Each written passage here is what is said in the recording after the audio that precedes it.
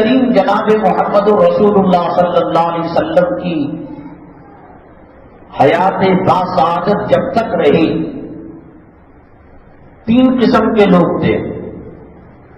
ایک کافر تھے، وہ صاف کہتے مشرک اور کافر ہم نہیں مانتے اللہ کو، اللہ کے رسول کو، قرآن کو، مذہب کو نہیں، صاف ان کا ڈکلیریشن تھا لڑنا ہو تو لڑو، آؤ احد میں، آؤ بدر میں، آؤ تبوک میں، یہود و نصارہ یہ سب کلم کلا اسلام مخالف، مسلمان مخالف تھے۔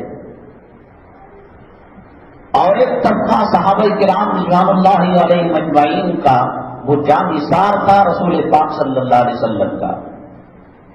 ان کے سامنے نہ ماں کی کوئی حیثیت، نہ باپ کی کوئی حیثیت، نہ اولاد کی کوئی حیثیت، نہ ملک کی، نہ جائیداد کی، نہ دولت کی، نہ روپیوں کی، نہ پیسوں کی۔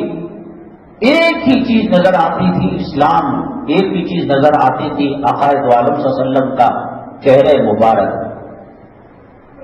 اس میں بیچ کا ایک طبقہ تھا، جب انہوں نے دیکھا کہ نبی کریم صلی اللہ علیہ وسلم کو، مسلمانوں کو مال غنیمت آ رہا ہے، اور جب مسلمان ہونے کا اعلان کریں گے ستایا نہیں جائے گا، تکلیف نہیں دی جائے گی، نہ جزیہ دینے کی ضرورت ہے، تو منافقوں کا طبقہ بظاہر مسلمان تھا اور اندرونی طور پر وہ اسلام مسلمان دشمن تھا۔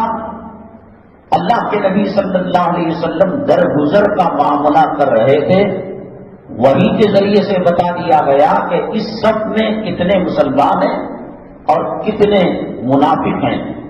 یہودی کا چہرہ، نصارہ کا چہرہ، عیسائیوں کا چہرہ، کافروں کا چہرہ، مشرکوں کا چہرہ کھلا ہوا تھا۔ وہاں کوئی کمپرومائز والی بات نہیں تھی، مصالحت والی بات نہیں تھی۔ یہ صحابہ کرام تھے، ان سے کوئی مسئلہ نہیں تھا۔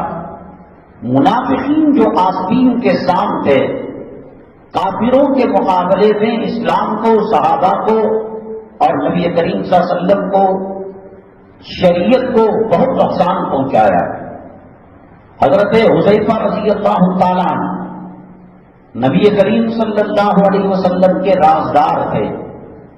اللہ نے وحی کے ذریعے سے بتا دیا یہ منافق، یہ منافق، یہ منافق۔ اللہ کے نبی صلی اللہ علیہ وسلم اخلاق کریمانہ کی وجہ سے نہیں کہتے تھے ان کو۔ آپ نے پچھلی جمعہ سنا کہ ابی ابن سلول جو رئیس المنافقین تھا، منافقوں کا سردار تھا، آپ نے کفن کے لیے جسم کو لگی ہوئی چادر مبارک دی، حضرت عمر بن خطاب رضی اللہ تعالیٰ عنہ کے روکنے کے باوجود نماز جنازہ پڑھائی۔